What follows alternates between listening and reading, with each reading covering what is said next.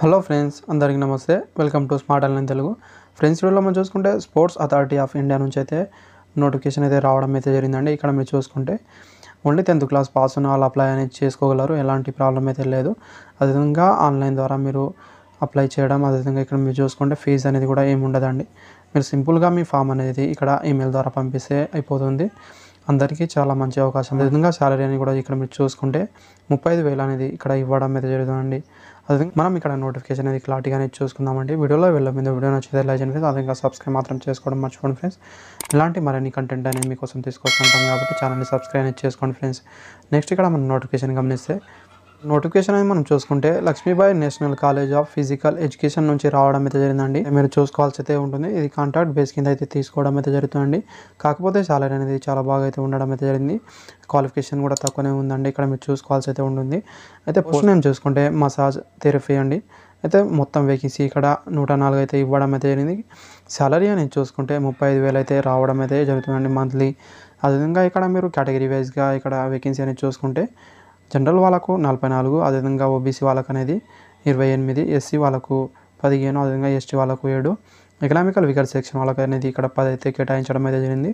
Category వైజ్గా కూడా vacancy ఇక్కడ మీరు గమనించాల్సి అయితే ఉంటుందండి. అదేవిధంగా ఇక్కడ మీ ఫ్రెషర్ క్యాండిడేట్ వాళ్ళు కూడా అప్లై అనేది చేసుకోగలరు. అప్లికేషన్ డేట్ అనేది ఆల్రెడీ స్టార్ట్ అవ్వడం అయితే జరిగిందండి. జూలై 15 నుంచి. లాస్ట్ డేట్ చూసుకుంటే ఆగస్టు 6 వరకు అప్లై అనేది చేసుకోగలరండి. జస్ట్ మీరు ఈమెయిల్ ద్వారా మీరు ఫామ్ పంపిస్తే సరిపోతుంది. అది కూడా నేను చెప్తాను, లాస్ట్ వరకు మీరు చూడండి ఫ్రెండ్స్. అదేవిధంగా షార్ట్ లిస్ట్ అయిన క్యాండిడేట్ వాళ్ళకి ఇక్కడైతే మీకు రైటింగ్ ఎగ్జామ్ అనేది ఇంటిమేట్ అయితే వాళ్ళు చేస్తారని ఇక్కడ చెప్పడం అయితే జరిగింది. తర్వాత మినిమం క్వాలిఫికేషన్ అనేది చూసుకుంటే మీరు జస్ట్ 10th క్లాస్ పాస్ ఉన్న వాళ్ళు లేదా ఈక్వలెంట్ ఉన్న వాళ్ళు కూడా అప్లై అని చేసుకోగలరు.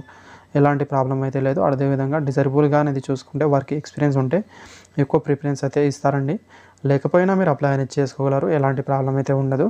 నెక్స్ట్ మనం ఇక్కడ సెలక్షన్ ప్రాసెస్ అని చూసుకుంటే మీరు ఫస్ట్ షార్ట్ లిస్ట్ అయితే చేయడం జరుగుతుంది. ఒక పోస్టుకు 5 మెంబర్స్ చొప్పున. అదేవిధంగా వాళ్ళకైతే ఇన్ఫార్మ్ అనేది చేస్తారండి. రైటింగ్ ఎగ్జామ్కి అనేది వెళ్ళాల్సి అయితే ఉంటుంది. ఆ తర్వాత స్కిల్ టెస్ట్ అయితే పెడతారు. సో ఫ్రెండ్స్, ఇక్కడైతే మీరు ఒకటి గమనించాల్సి అయితే ఉంటుందండి. అడిషనల్ క్వాలిఫికేషన్ అనేది ఇక్కడ మీరు చూసుకుంటే డిప్లొమా మసాజ్ థెరపీలో ఇక్కడ మీరు ఉంటే ఇంతకుముందు మీకైతే 10 మార్క్స్ అనేది యాడ్ అయితే చేస్తారు. అదేవిధంగా మీకు ఎక్స్పీరియన్స్ ఏమైనా ఉంటే ఇక్కడ 10 మార్క్స్ అనేది యాడ్ అనేది చేస్తారండి. ఇక్కడ ఇయర్కి 2 మార్క్స్ చొప్పున అయితే యాడ్ అనేది చేయడం అయితే జరుగుతుంది. అదేవిధంగా స్పోర్ట్స్ ఎస్టాబ్లిష్మెంట్లో ఎక్కడైనా మీరు వర్క్ చేసి ఉంటే వాళ్ళకు కూడా ఇక్కడ ఎక్స్ట్రా మార్క్స్ అనేది యాడ్ అనేది చేస్తారండి. ఇదైతే మీరు ఇక్కడ చూసుకోవాల్సి అయితే ఉంటుంది.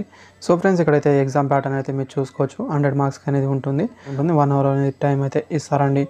ఇదైతే ఇక్కడ మీరు చూసుకోవాల్సి అయితే ఉంటుంది. ఎగ్జామ్ సిలబస్ కూడా మీరు ఇక్కడ గమనించాల్సి అయితే ఉంటుంది.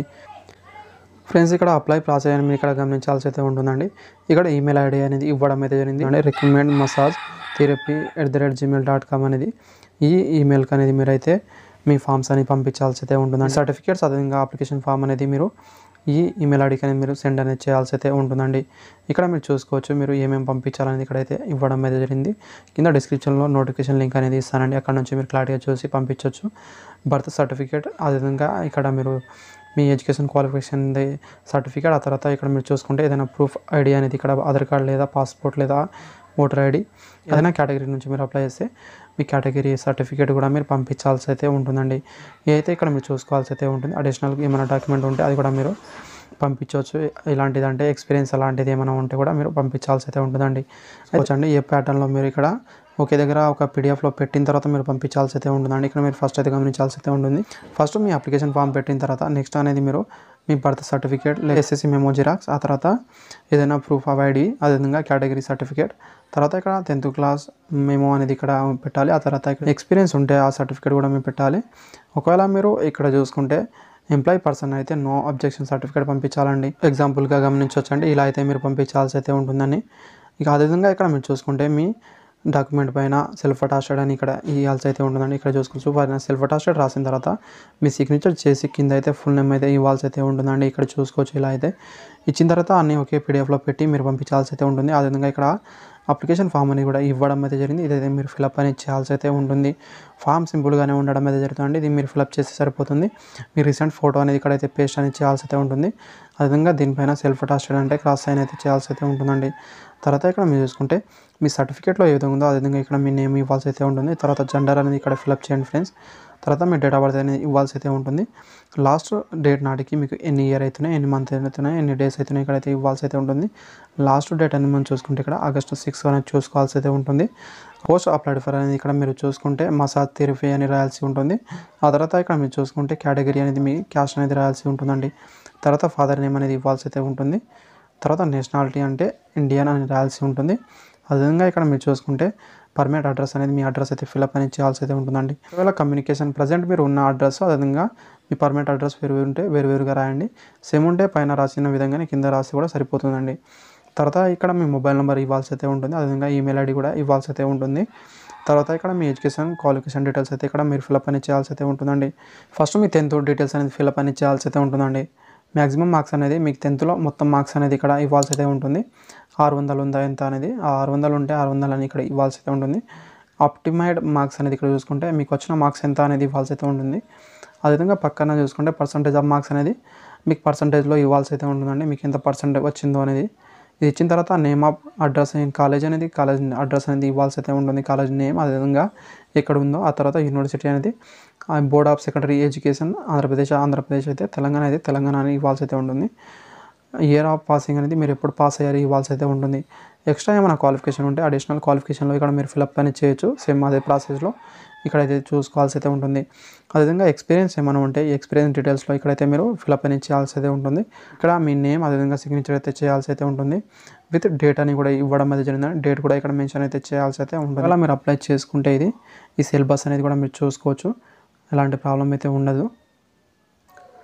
సో ఫ్రెండ్స్, ఏజ్ లిమిట్ అని చూసుకుంటే 18 నుంచి 35 సంవత్సరాల వరకు అప్లై అనేది చేసుకోగలరండి జనరల్ వాళ్ళు. అదేవిధంగా SC, ST, OBC, ex service man వాళ్ళైతే యాజ్ పర్ గవర్నమెంట్ రూల్స్ ప్రకారం వాళ్ళకు కూడా ఏజ్ రిలాక్సేషన్ అయితే వర్తిస్తుంది. అదేవిధంగా ఇక్కడ మీరు చూసుకుంటే సాయిలో ఇక్కడ మీరు ఎంప్లాయీగా వర్క్ చేస్తున్న వాళ్ళైతే 2 ఇయర్ అనేది వాళ్ళకైతే ఏజ్ రిలాక్సేషన్ వర్తిస్తుందండి.